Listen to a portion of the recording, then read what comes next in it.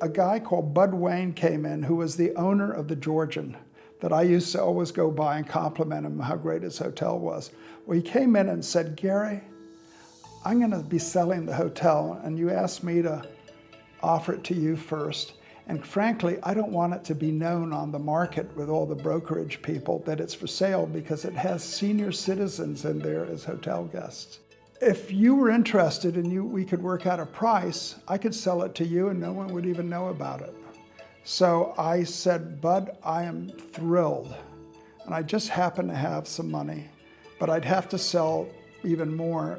I'd have to sell my design center to get it, to be able to have enough cash for the down payment." Bud wanted a certain amount of money and I offered him a little bit less. And it was an incredibly low price, comparatively speaking, because if it had gone on the market, it would have been 50% higher. And I ended up buying it subject to rent control being removed. So there was no chance that I could end up stuck with a building that I could not convert to a higher and better use, which at the time would have been a boutique bed and breakfast.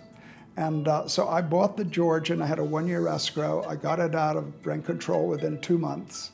And I ended up converting 80% of the rooms to beautiful but clean looking, not the typical gooped up bed and breakfast interiors, but fairly clean extended stay rooms.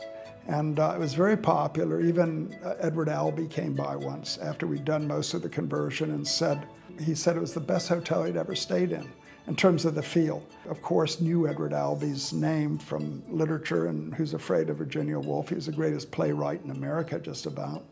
And, but I didn't believe it was him because he looked so young. I thought he was a poser, a typical LA poser, so I never acknowledged that. And he ended up staying there on a regular basis. And we ended up getting all the rooms ultimately done except for about 10 or 15 seniors, of which, in fact, that's probably why Edward Albee liked it. He thought it was nice not to have a hotel that's filled up with fast, hip type crowd that's always smoking joints or doing whatever they're doing.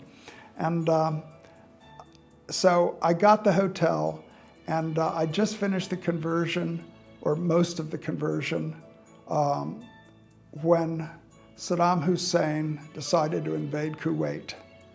And the United States had sort of tricked him into making that decision, and as a result, they picked a war, they picked a fight with Saddam Hussein, and that was the beginning of my downfall. And Saddam Hussein